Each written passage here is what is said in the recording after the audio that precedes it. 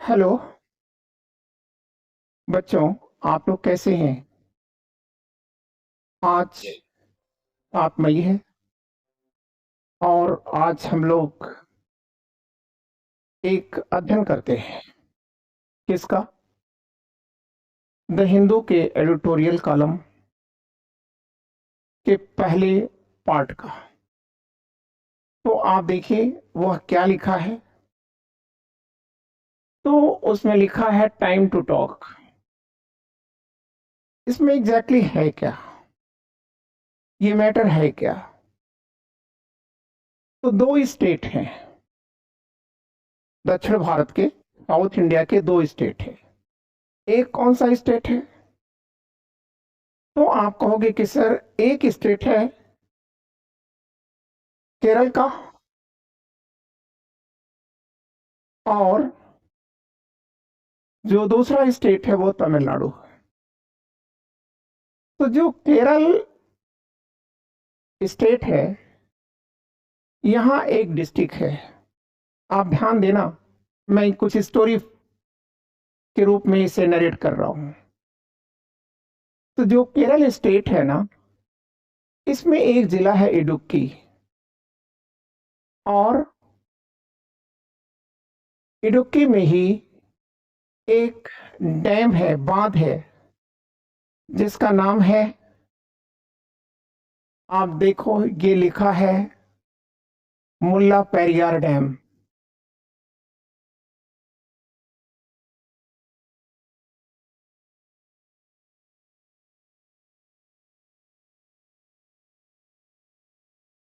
मुल्ला Periyar dam, ये एक dam है। ठीक कहां पर स्थित है? केरल में। दीजिए ध्यान दीजिएगा। लेकिन इसका प्रबंध या मेंटेनेंस और इसका उपभोग कौन करता है? तमिलनाडु करता है। क्लियर? मतलब भूभाग है उनका, और मेंटेनेंस और कंजम्पशन कौन कर रहा है, कंज्यूम कौन कर रहा है इसकी सुविधाओं को? तो आप कहेंगे तमिलनाडु। तो एग्जैक्टली इस डैम को लेकर केरल और तमिलनाडु के बीच एक मुकदमा चल रहा है। द हिंदू ने उसी पर लिखा है। क्या लिखा है? ठीक है, तो आइए पहले हम लोग एक पिक्चर देखते हैं, इसके बाद तब हम लोग यहाँ पर बात करते हैं। तो देखिए, ये हमारे सामने आ रहा है ये डैम। ये आप देख रहे हैं लिखा हुआ है मुल्ला पेरियार डैम। अब कह रहा है कि उसका इशू क्या है, मुल्ला पेरियार डैम का इशू क्या है, मतलब विवाद क्या है मुल्ला पेरियार डैम पर। तो एक चीज आप याद रखिएगा, इसमें ये जो मुल्ला है, ये है मुलियार रिवर।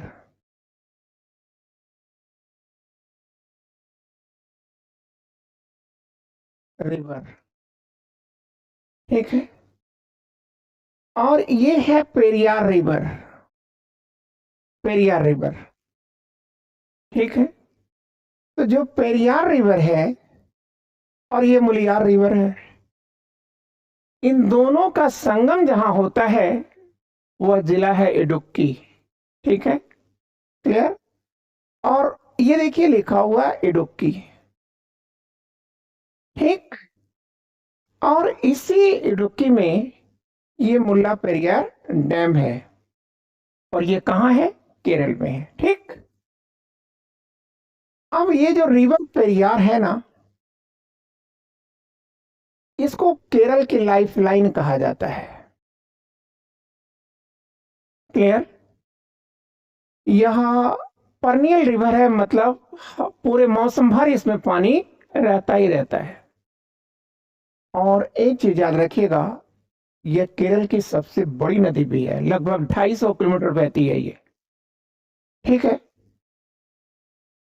तो आपने ये चीज समझ लिया कि मुल्ला क्या है, मुल्ला क्या है, मुलियार है, पेरियार क्या है। पेरियार रिवर है, दोनों के संगम पर एक डैम बना है जिसका नाम है मुल्ला पेरियार डैम।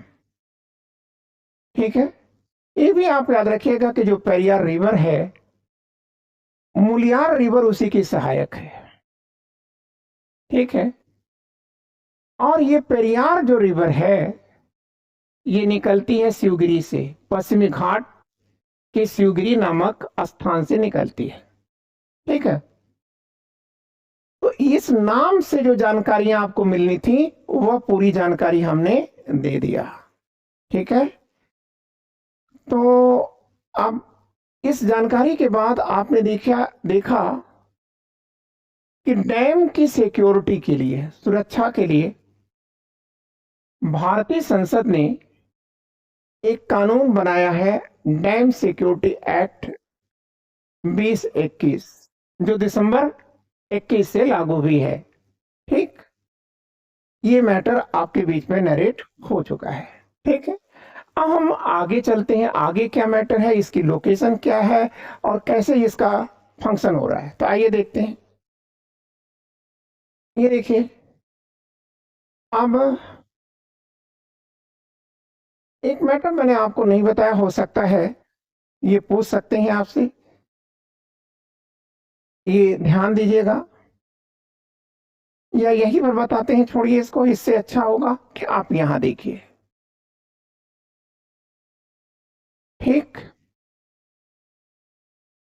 अब आप यहां पर देखिए कि ये मुल्ला जो पेरियार है, इसका ये डैम है और इसी डैम में यह रिजर्वर है, मतलब पानी है। इस पानी को एक पेंस स्टॉक से निकाला जाता है। ठीक, और ये जो पानी है वह एक टरबाइन पर गिरता है। जब ये टरबाइन के पंखों पर पानी की धार गिरती है तो टरबाइन चल देता है, और ये इसके अंदर होता है शाफ्ट। शाफ्ट मतलब बेलन, और ये बेलन जो है किससे जुड़ा होता है, जेनसेट से या जनरेटर से जुड़ता है। तो जनरेटर भी चलने लगता है, और जब जनरेटर चलने लगता है तो बच्चों यहां पर पावर उत्पन्न हो जाता है। ठीक, और इसी पावर को हम यहां से देखिए लेकर के और इसे ट्रांसमिट कर रहे हैं। ठीक है, क्लियर। तो ये जो मुल्ला पेरियार डैम है, इसका प्रयोग किस लिए होता है, तो आप कहोगे सर पावर जनरेशन के लिए भी हो रहा है, और सर एक काम के लिए और होता है, वो क्या होता है, तो आप कहोगे कि सर इससे इरिगेशन का भी काम लिया जाता है और ड्रिंकिंग वाटर का भी कार्य किया जाता है। तो आपने इन्हें, मतलब मुल्ला पेरियार डैम के बारे में जान लिया। अब इस पर कुछ क्वेश्चन हम कर लेते हैं, ठीक है, ताकि हम अच्छा करते रहें। फिर यहां पर क्वेश्चन वो पूछ रहा है कि what is the primary source of Mulla Periyar dam dispute between Tamil Nadu and Kerala. मतलब केरल और तमिलनाडु के बीच में जो संघर्ष का कारण है वो है क्या। ठीक है, तो आप कहोगे कि हाइट ऑफ द डैम है। ठीक है, सेफ्टी ऑफ द डैम है, द वाटर शेयरिंग एग्रीमेंट है, the age of the dam है। ठीक है, तो आप कहोगे कि नहीं सर ये है इसका हाइट ऑफ, सॉरी गलत हो गया, ये मैंने गलत लगा दिया, सेफ्टी ऑफ द डैम ये है। अब हम आपको इसे पूरा समझा देते हैं। ठीक है, देखिए ये जो डैम है मुल्ला पेरियार, ये मुल्ला पेरियार डैम ये भारत का ओल्ड हाइड्रो पावर प्रोजेक्ट कहा जाता है। इसका जो शिलान्यास हुआ था वो डफरिन के काल में हुआ था। डफरिन कौन है, ये भारत के वाइसराय रहे हैं। ठीक है, और इन्हीं के द्वारा 1887 में, ठीक है, इसका लेट डाउन हुआ है, इसका शिलान्यास हुआ है। लेकिन जब ये फंक्शन करना शुरू करता है तब 1890 है, और उस समय केरल नाम की या तमिलनाडु का कोई प्रांत नहीं था। तब कौन सा प्रांत था? तब वह एक ही चीज था, मद्रास प्रेसिडेंसी।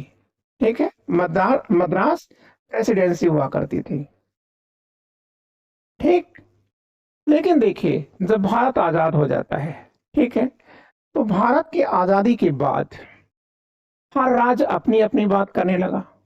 ठीक है, तो ऐसी स्थिति में 1979 का वर्ष आपको याद रखना है। ये जो 1979 का वर्ष है, उस समय एक सेंट्रल वाटर कमीशन इन दोनों राज्यों के बीच जो उठता हुआ विवाद है उसका समाधान करने के लिए जाता है। क्लियर? ठीक है। लेकिन देखिए, इस कमीशन की अध्यक्षता कर रहे हैं केसी थॉमस। केसी थॉमस कर रहे हैं। तो केसी थॉमस ने यह सुझाव दिया कि इस डैम की इफिशिएंसी को बढ़ाने के लिए इसे 136 फीट जो ऊंचाई है इसकी, इससे बढ़ाकर 152 फीट कर दिया जाए। ठीक। केरल सरकार को कैसा लगेगा? बुरा लगेगा ना। तो केरल सरकार इसके विरोध में सुप्रीम कोर्ट जाएगी। ठीक है। क्यों? क्योंकि केरल सरकार की दलील है कि भाई जमीन हमारी है, मतलब केरल की है, इडुक्की में है, जमीन हमारी भी है, हमारी ही है, हमारे लोग ही विस्थापित हो रहे हैं, हमारे यहाँ की बायोडायवर्सिटी भी जा रही है और इसका लाभ केरल ले रहा है, और दूसरी तरफ केरल में लैंड स्लाइडिंग हो रही है।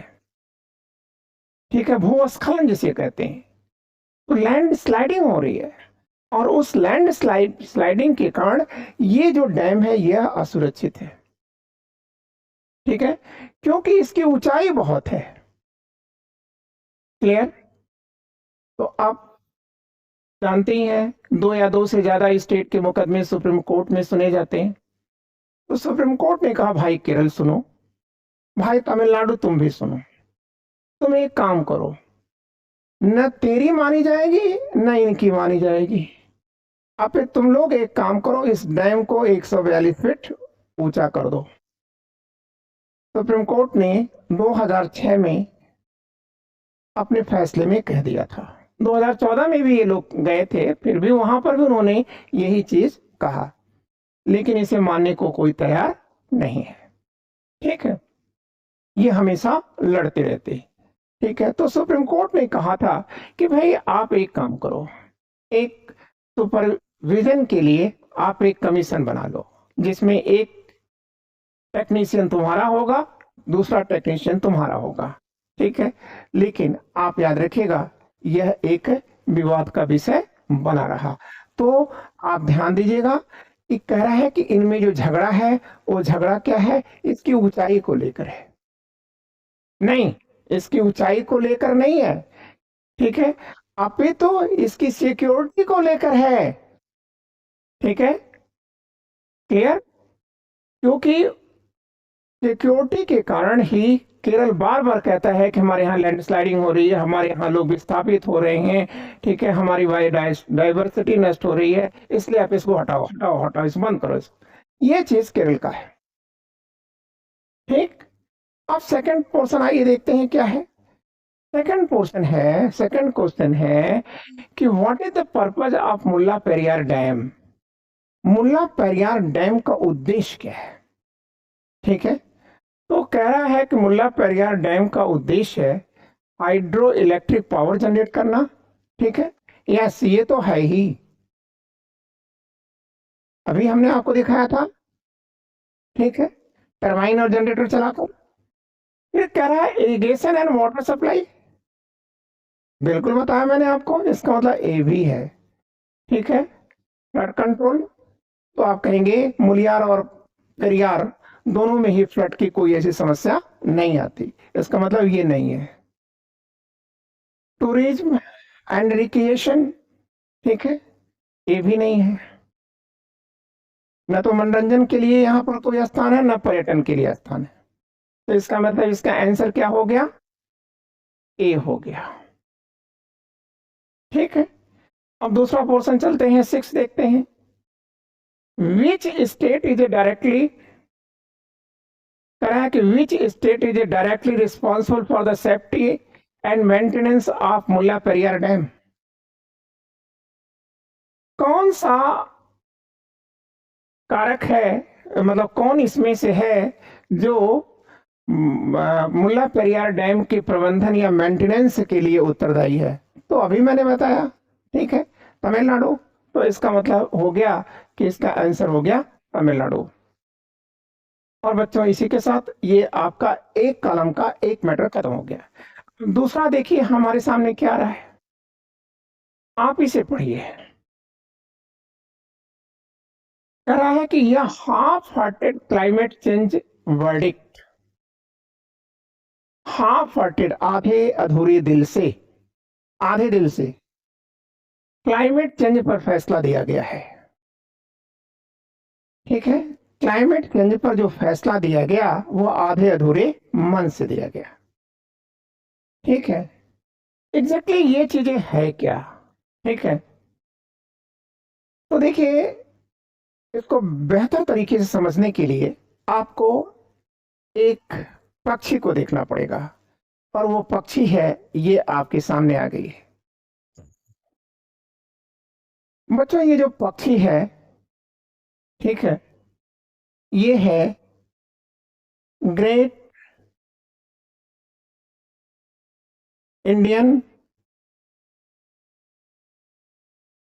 बस्टर्ड है ये। ठीक है, ग्रेट इंडियन बस्टर्ड, क्लियर? तो ये जो ग्रेट इंडियन बस्टर्ड है, आपको जानकर हैरानी होगी, परेशानी होगी कि आज यह इंडेंजर में आ गया है। इंडेंजर का मतलब ये पक्षी अपने अस्तित्व के लिए संघर्ष कर रहा है। ठीक है, अब सवाल यहां पर है कि ऐसा क्यों है, और वह जो आपके सामने कहा गया हाफ हार्टेड, हार्टेड फैसला दिया गया है सुप्रीम कोर्ट के द्वारा, तो एग्जैक्टली इसी पक्षी को बचाने के लिए ही यह मुकदमा लाया ही गया है। ठीक है, तो ये जो बस्टर्ड है इंडियन, ठीक है, ग्रेट इंडियन बस्टर्ड, आप याद रखिएगा ये इंडेंजर स्पीसीज में है, और ये पाया कहाँ जाता है, इंडियन कॉन्टिनेंट में पाया जाता है। ठीक है, भारतीय महाद्वीप के अंदर ही यह पाया जाता है। ठीक है, लेकिन आज यह केवल 10% है, लेकिन बात आती है भारत में, तो भारत में इसकी संख्या केवल 150 ही है, और ये 150 केवल 2 स्टेट में पाए जा रहे हैं, एक राजस्थान में और दूसरा गुजरात के कच्छ में ये पाया जाता है। क्लियर? अब आप याद रखिएगा इस पक्षी की खास बात क्या है। तो ये पक्षी पहली चीज लैंड पर रहती है, जमीन पर ही दौड़ती रहती है, लेकिन ऐसा नहीं कि ये उड़ नहीं सकता, ये मनमोजी पक्षी है। ठीक है, और यह जब आवश्यकता पड़ती है, अपने हैबिटेट में जाना चाहती है, तो यह उड़ भी लेती है, भूरे पंख होते हैं इसके। और पक्षियों में, ठीक है, ये बहुत वजनी पक्षी है। ठीक, लेकिन आज ये खतरे में क्यों है? तो कुछ चीजें आप और याद रखिएगा, ये चीज ये याद रखिएगा, IUCN, international union for the conservation of nature. ठीक है, आज international union for conservation of nature ने इसे क्या किया है, ठीक है, तो आप कहेंगे इंडेंजर स्पीसीज में घोषित कर दिया है, लुप्त प्राय, ठीक है, प्राणी में घोषित कर दिया है, ठीक है। और इसी पक्षी को बचाने के लिए, ठीक है, आप याद रखिएगा, यूनाइटेड नेशंस ऑफ, एक है sorry, United Nations convention of migratory species, ठीक है, के नाम से एक सम्मेलन, 13वां सम्मेलन गांधीनगर में हुआ था, और उसमें भी इस पक्षी की हालात पर चिंता व्यक्त की गई थी, ठीक है। वैसे भारत में वन्य जीव संरक्षण अधिनियम है, और उसमें ये 1972 में आया था, और उसमें शेड्यूल 1 है, उसमें भी इसका उल्लेख है, ठीक। तो आप इसे जान गए, और आपको याद रखना है कि यह राजस्थान का राज्य की पक्षी भी है। एक खास बात आप और याद रखिएगा, ये रहता कहाँ है, आप कहेंगे कि सर रेगिस्तानों में रहता है ये रेगिस्तान में जो सूखी घास है उसमें रहता है ये, ठीक है। और ये शाकाहारी भी है, मतलब हार्बिवोरस भी है और कार्निवोरस भी है, ये कुछ भी खा लेता है, मनमौजी पक्षी है, अवसरवादी पक्षी है, ठीक है, ये कुछ भी खा लेता है। लेकिन आज ये खतरे में है, ये खतरा क्यों है, तो आप कहोगे कि सर हंटिंग में है, हंटिंग के कारण है, ठीक है, शिकारियों से के कारण है, और एक और रीजन है सर, और वो है क्लाइमेटिक जो चेंज है उसके कारण भी इसको खतरा है, ठीक। लेकिन देखिए जहां तक हंटिंग की बात है वो भारत में संभव नहीं है, ठीक है, क्योंकि एक तो भारत का कानून बहुत कठोर है, और अमूमन भारतीय जो होते हैं वो जीवों के प्रति संवेदना रखते हैं, ठीक है, वो किसी जीवों को, ठीक है, हंट करना नहीं चाहते हैं, और स्पेशली पक्षियों के प्रति उनकी जो सोच होती है वो काफी, ठीक है, सकारात्मक होती है, मतलब उनके पक्ष में होती है। अब एक चीज हमारे सामने और आता है कि इसी पक्षी को बचाने के लिए जब सुप्रीम कोर्ट में मुकदमा हो रहा है, ठीक है, तो सुप्रीम कोर्ट ने पूछा कि ये पक्षी क्यों मर रहा है, तो एक तो बताया गया हंटिंग के कारण, दूसरा बताया गया क्लाइमेटिक चेंज के कारण, और तीसरा रीजन जो बताया गया वो इलेक्ट्रिक ट्रांसमिशन के कारण हो रहा है, ठीक है। इलेक्ट्रिक ट्रांसमिशन मतलब ये आप करते क्या, ये पोल होता है आपका, फिर आप करते क्या, ये पोल से आप वायर ले जा रहे हैं, ठीक है। तो ये पक्षी होता क्या है कि जब ये उड़ते हैं तो इनका शरीर बड़ा वजन होता है, इनके शरीर में काफी वजन होता है, और इनका जो फ्रंटल विजन होता है, देखने की जो क्षमता होती है, ये बड़ी न्यूनतम होती है। तो ये पक्षी जब उड़ते हुए जाते हैं और तार के करीब पहुंच जाते हैं, तब ये तार को देखते हैं। तो आपको ये शायद पता हो, ठीक है, कि जो हाई टेंशन वायर चलते हैं उसमें इलेक्ट्रोमैग्नेटिक फील्ड बनते हैं, ठीक है, और उस इलेक्ट्रोमैग्नेटिक फील्ड के कारण ये पक्षी उसी की चपेट में आके उसकी तरफ खिंच जाते हैं और वहीं पर जल जाते हैं, ठीक। कुछ बच जाते हैं तो बच जाते हैं, नहीं तो मर जाते हैं, ठीक, इससे भी नष्ट हो रहे हैं।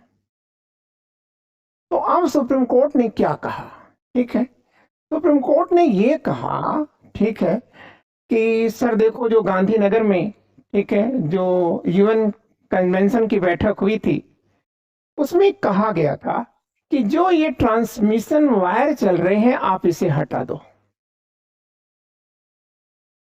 ठीक। भाई कहां से हटाना है आपको, राजस्थान से हटाना है और गुजरात से ही हटाना है, इसे अंडरग्राउंड कर लो। लेकिन अंडरग्राउंड करना इतना आसान तो है नहीं, ठीक है। फिलहाल भारत सरकार ने कोशिश किया और बहुत हद तक उन्होंने, ठीक है, उसे अंडरग्राउंड करा। ठीक है, चलिए एक कार्य तो इन्होंने कर लिया, काफी हद तक कर लिया, लेकिन जो दूसरी बड़ी समस्या है वो है क्लाइमेटिक चेंज की। ठीक है, आप देख रहे हैं उसकी हेडिंग क्या है, हाफ हार्टेड क्लाइमेटिक वर्डिक्ट आ रही है। ठीक है, तो उसके अंदर इन्होंने क्या कहा, क्लाइमेटिक चेंज। तो अब प्रश्न आता है कि क्लाइमेटिक चेंज होता क्यों है, या हमारा जो क्लाइमेट में जो चेंज आ रहा है वो क्यों हो रहा है क्लाइमेट में चेंज। ठीक है, तो टेम्परेचर बढ़ रहा है, मतलब यही है क्लाइमेट में चेंज का। तो क्लाइमेटिक जो चेंज हो रहा है वह हो क्यों रहा है। तो आप कहोगे कि सर जो क्लाइमेटिक चेंज है ना सर, उसका कारण है ग्रीन गैसेस या ग्रीन हाउस गैसेस, ये है। अब ग्रीन हाउस गैसेस कहां से आती हैं,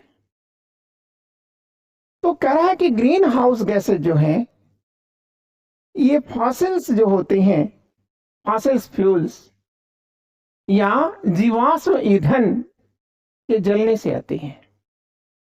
क्योंकि ये जो फॉसिल फ्यूल है इसके जलने से CO2 निकलता है। ठीक, और ये CO2 जब पृथ्वी से निकलता है तो ऊपर जाकर एक ऊपर जाकर के ये यहीं रुक जाता है, निकल नहीं पाता, क्योंकि यह लॉन्ग वेव में जाता है, यहीं पर यह फंस जाता है। फिर यहां से ये रिफ्लेक्ट होता रहता है, ऐसे ऐसे ऐसे ऐसे बार बार ये रिफ्लेक्ट होगा। ठीक है, तो यह एक ब्लैंकेट बना देता है, और ब्लैंकेट बना करके ये पूरे के पूरे टेम्परेचर को गर्म करता जाता है, और हर साल लगभग 1.5 डिग्री सेंटीग्रेड का ये टेम्परेचर बढ़ रहा है, जो कि हमारी सभ्यता के लिए खतरा है। क्योंकि इस टेम्परेचर पर तो क्या होगा, इस टेम्परेचर पर बच्चों आप देख रहे हैं, ठीक है, कि तवालू जो पैसिफिक सी का एक आइलैंड है, द्वीप है, आज वो हमारे बीच नहीं है। मॉरिशस खतरे में है, अंडमान निकोबार में इंदिरा पॉइंट ये खतरे में है, अबाउट टू एंड की तरफ चल रहा है, और दुनिया के जितने भी बिग सिटीज हैं वह आज समुद्रों से बहुत कम ऊंचाई पर रह गए हैं। ठीक है, बंबई खतरे में है, ठीक है, टोक्यो खतरे में है, न्यूयॉर्क खतरे में है। ठीक है, क्योंकि इसी प्रकार से अगर टेम्परेचर बढ़ता रहा तो निश्चय ही आइस मेल्ट होती रहेगी, और फिर समुद्रों का लेयर बढ़ता रहेगा। ठीक है, इसके साथ साथ ये जो पक्षी हैं ये दुर्लभ होते जाएंगे, और एक दिन ये इतिहास के पन्ने में कहीं खो जाएंगे। ठीक, तो आज सुप्रीम कोर्ट ने ये कहा कि भाई ये क्लाइमेटिक चेंज क्यों हो रहा है, तो ये प्रश्न आया कि साहब ये ग्रीन हाउस गैसेस के कारण हो रहा है।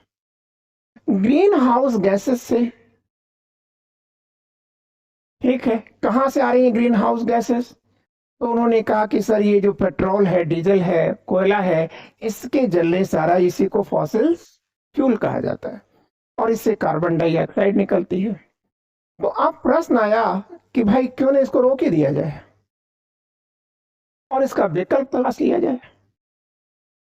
तो इसका विकल्प है क्या, नवीनीकरण ऊर्जा या रीन्यूएबल एनर्जी। ठीक, लेकिन प्रश्न आता है कि क्या यह कोई अपना प्रभाव नहीं डालेगा, डालेगा। तो पहली चीज आप याद रखिएगा, वो डालेगा, क्या डालेगा वो तो अभी हम लोग देखेंगे, लेकिन सबसे पहले तो आप ये याद रखिएगा कि रिन्यूएबल एनर्जी में कौन कौन आता है। एक तो सोलर एनर्जी आ जाएगी, दूसरा टाइडल या ज्वारी एनर्जी आ जाएगी, तीसरा विंड आ जाता है, और देखिए चौथा आप रख लीजिए न्यूक्लियर एनर्जी, पांचवा आप रख लीजिए hydro energy, hydro power energy. ठीक है, तो आप प्रश्न आता है कि ठीक है,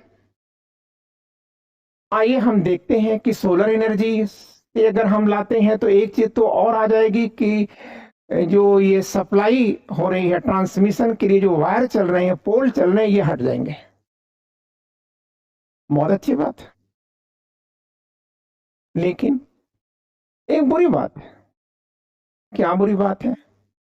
कि जो सोलर है ना, सोलर पैनल है ना, उसमें जो सोलर सिस्टम है ना, जब इसका व्यापकता के साथ हम यूज करेंगे तो इसके कचरे का क्या होगा?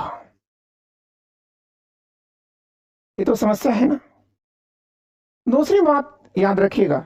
अब आइए आप यहां देखिए, इसमें कह रहा है कि इसका क्या असर आ रहा है। जो सोलर पैनल है लगाने से भी इसका क्या असर आ रहा है। देखिए, सोलर पैनल आप छोटे लेवल पे लगाना चाह रहे हैं, अपने घर पे लगाना चाहते हैं, तो एक अच्छा खासा एरिया छत पर लेकर के या आपके किसी लैंड पर लेकर के वो कवर करता है। लेकिन जब आप इसे पब्लिकली सोलर से आप एनर्जी देने के बारे में सोचेंगे तो उसमें बहुत सी जमीनें जाती हैं। जैसे, ठीक है, ये हैं आशीष कोठारी साहब और ये हैं सृष्टि वाजपेयी मैडम। इन्होंने बहुत अच्छा लिखा, एग्जाम्पल के साथ लिखा है। इन्होंने कहा कि जैसे आप ये मान के चलते हो कि सोलर एनर्जी से प्रदूषण नहीं है, ठीक है, लेकिन ये पुष्ट कर रहे हैं। क्या पुष्ट कर रहे हैं? इनका एक एग्जाम्पल आ रहा है कर्नाटक से।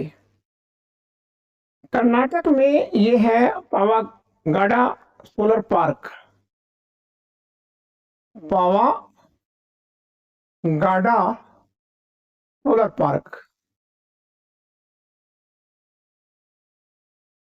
इसमें लिखा है कि पावागढ़ सोलर पार्क इन कर्नाटका, ठीक है, हैज टेकन अवे, ठीक है, grazing and agriculture land and destroyed the wild life.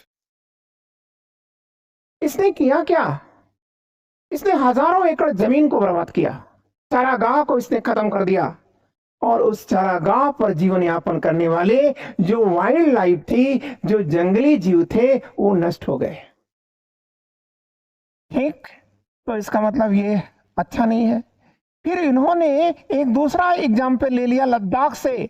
Ladakh में एक है चांगथांग सोलर पावर प्रोजेक्ट, और ये जो चांगथांग का सोलर पावर प्रोजेक्ट है, इससे 13 गीगावाइट, ये देखिए लिखा है गीगावाइट, सोलर प्रोजेक्ट स्थापित किया जा रहा है। ठीक है, और इसमें जो जमीन लग रही है वो 20,000 एकड़ जमीन लग रही है। और इससे क्या होगा कि पूरे इकोसिस्टम को ध्वस्त हो जाएगा। ठीक है, और कहेंगे कि सर एक चीज और है कि यहां पर जो चांगथांग का एरिया है, इसी पर वो बकरियां रहती हैं जहां से पश्मीना ऊल निकाला जाता है। तो कहीं ऐसा ना हो कि इकोसिस्टम इतना बर्बाद हो जाए कि पश्मीना ऊल देने वाली बकरी और भेड़ ये इतिहास के पन्नों में खो जाए। ठीक, इन्होंने एक तीसरा एग्जाम्पल भी लिया है, और वो है कि गुजरात के कच्छ से। इन्होंने कहा कि गुजरात के सोलर पावर प्रोजेक्ट से क्या हो रहा है, मालधारी जो ट्राइब्स है यह खतरे में है, उसका जीवन मुश्किल है। ठीक है, और इसके साथ साथ यहां पर जो प्राकृतिक परिस्थितियां हैं उसमें बड़ा बदलाव आ रहा है। फिर एक चीज इनका और कहना है कि सरकार की मंशा ही नहीं है। क्यों? क्योंकि सरकार रिन्यूएबल एनर्जी के लिए उस तरह से कार्य नहीं करना चाहती। ठीक है, जबकि प्रधानमंत्री मोदी ने कहा है, ठीक है, या अंतरराष्ट्रीय कन्वेंशन में समझौता हुआ है कि 2070 तक हम जीरो एमिशन, मतलब जीरो कार्बन को उत्सर्जित करने की स्थिति में आ जाएंगे, मतलब कोई कार्बन हम उत्सर्जित नहीं करेंगे। ठीक है, क्लियर?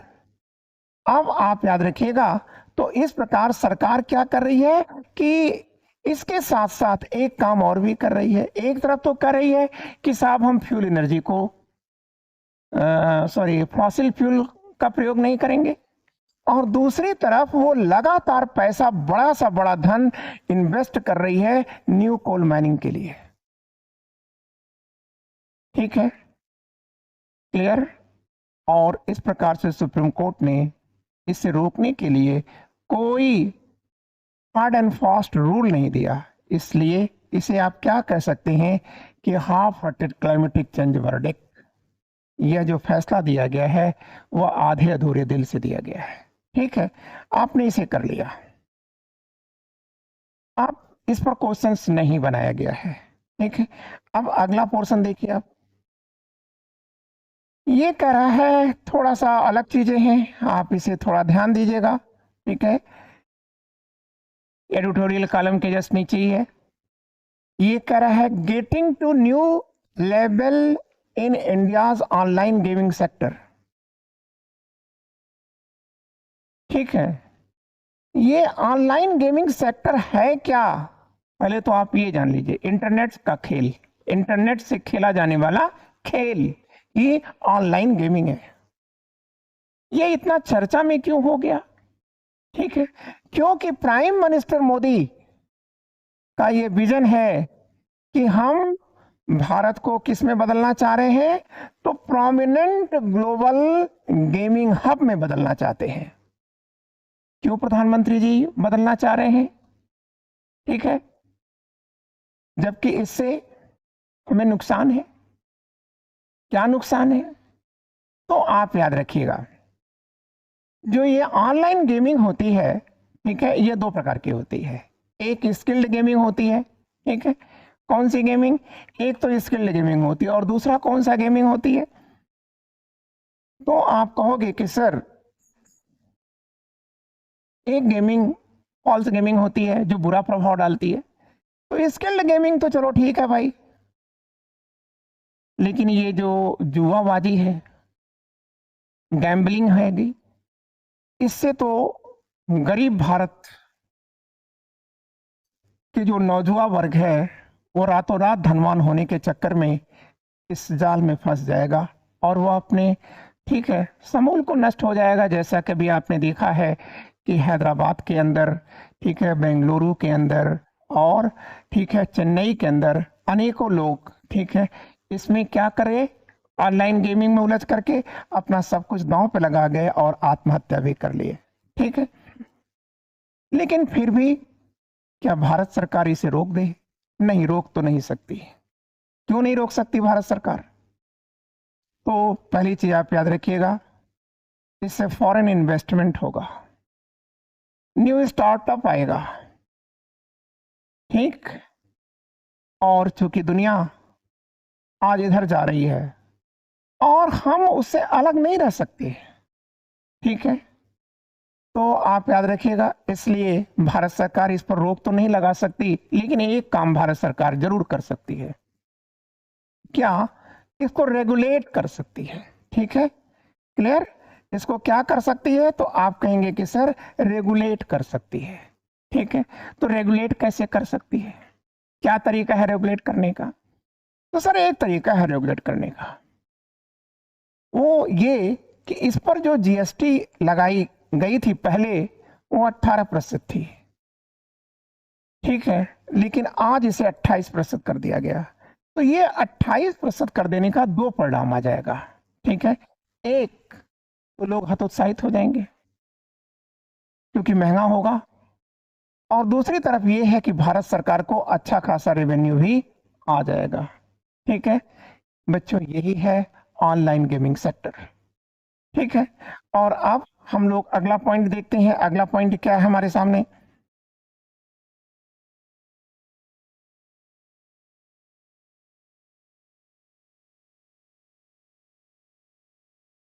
तो अगला जो हमारा टॉपिक है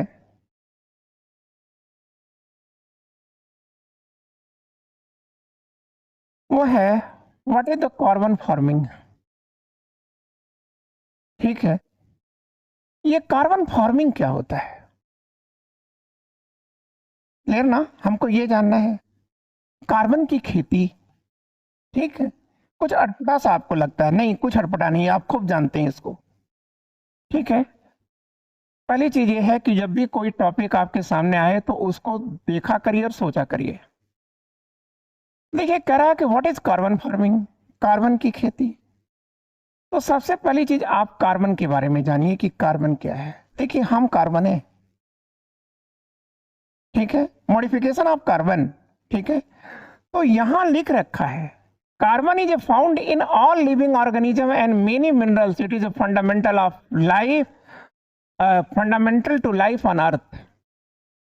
यह पृथ्वी पर जीवन की पहली ईंट है, यह यूनिट है, फंडामेंटल यूनिट है, ठीक है, जीवों की, जंतुओं की, ठीक है। जो कुछ भी आप देखते हैं दैट इज कार्बन, ठीक है। तो फिर कह रहा है कि अगर कार्बन न हो तो आप बताइए फोटोसिंथेसिस कैसे होगी, पौधे अपना भोजन कैसे बनाएंगे, और सांस कैसे चलेगी, रिस्पायरेशन कैसे होगा, ब्रीथिंग कैसे होगा, ठीक है। तो फिर इसी चीज को वो समझा रहा है। लाइव स्टॉक क्या है, कार्बन ही तो है। फूड क्या है, कार्बन ही तो है, ठीक है। तो अब कह रहा है कि कार्बन की खेती का क्या मतलब है। बच्चों, एग्जैक्टली कार्बन की खेती का मतलब ये है कि खेती और प्लांटेशन के साथ, पौधों के साथ, पौधों के लगाने के साथ खेती करिए, पौधे लगाइए और साथ में लाइव स्टॉक रखिए, मतलब पशुधन रखिए, ठीक। तो इसका क्या परिणाम आएगा, इसका परिणाम ये आएगा कि आप जो इंडस्ट्रीज में, मिलों में, फैक्ट्रियों में जो फर्टिलाइजर बन रहा है उससे आप दूर जाइए, ठीक है। तो आप कार्बन फार्मिंग समझ गए ना, खेती और रोपण के साथ, पौधों को लगाने के साथ, ठीक है, क्या करना, पशुपालन का प्रयोग करना, ठीक है। तो अब आप याद रखिएगा कि इनके जो अवशिष्ट आएंगे, जो खेती में अवशिष्ट आया, जो पुआल आया, ठीक है, या अन्य जो विकार आए, ठीक है, उसका और पशुओं का जो अवशेष है, गोबर मूत्र इत्यादि, इसका आप खेती में प्रयोग करें, ठीक है। क्यों ऐसा कह रहे हैं, अभी तो आप फर्टिलाइजर के लिए अधिक से अधिक फर्टिलाइजर की बात कर रहे थे, लेकिन आप याद रखिएगा, आपको शायद याद हो, हमें तो याद नहीं है, लेकिन हमारे प्रधानमंत्री मोदी जी ने, ठीक है, लाल किले से कहा था कि गोबर ही सोना है। गोबर डंग को उन्होंने कहा कि ये डायमंड है सर, सोना है ये, ठीक है, क्लियर। और तब लोगों ने इसे हंस के टाल दिया था, लेकिन आज पूरी दुनिया इधर ही मुड़ रही है। क्यों, क्योंकि जो फैक्ट्रियों में बना हुआ यूरिया है, ठीक है, या अन्य जितनी भी खादें हैं, पोटास है, ये आज हमारी उर्वरता को बढ़ाने की क्षमता खो चुके हैं, क्योंकि हमारी जो लैंड है वह सैचुरेटेड हो चुकी है, और अगर हम इसका प्रयोग और ज़्यादा करेंगे तो ये हमारी जो लैंड है वो स्टरलाइज्ड हो जाएगी, बंजर हो जाएगी, ठीक है। अब हम उत्पादन को इससे नहीं बढ़ा पाएंगे, और इसका दूसरा प्रभाव ये आ रहा है, इन खादों का दूसरा प्रभाव ये आ रहा है कि हमारे अंदर तमाम बीमारियां आ रही हैं, और इससे ग्लोबल वार्मिंग भी आ रही है, ठीक है। तो अब अगर हम इन जैविक खेती को करें तो हम अपनी बायोडाइवर्सिटी को बचा लेंगे, हम अपनी मिट्टी को बचा लेंगे, हम अपनी जलवायु परिवर्तन को बचा लेंगे, जो क्लाइमेटिक चेंज हो रहा है हम इसको घटा लेंगे, ठीक है, क्लियर। तो बच्चों, ये चीज आपका है, यही है कार्बन खेती, और इसी को आजकल महत्व दिया जा रहा है। और यही कारण है कि अभी आपने देखा था कि ग्रेट इंडियन बस्टर्ड को बचाने के लिए जो क्लाइमेटिक चेंज हो रहा था, ठीक है, तो उससे दुनिया चिंतित है। और यहाँ पर भी आप देख रहे हैं कि खेती को हमें अपने रूप को बदलना पड़ेगा, ठीक है, क्योंकि जो गोबर है ना वो रियल में सोना है। क्यों, क्योंकि आप गोबर का प्रयोग करते हैं तो पहली चीज ग्रीन हाउस गैस को आप बचा लेंगे, carbon credit, carbon banking, carbon capturing, ठीक है, इत्यादि की प्रक्रियाएं यहाँ होंगी और ये हमारी जो प्रकृति है, हमारी ये जो पृथ्वी है, ये पुनः एक बार मुस्कुरा उठेगी। Thank you, wishing you all the luck. Good day बच्चों।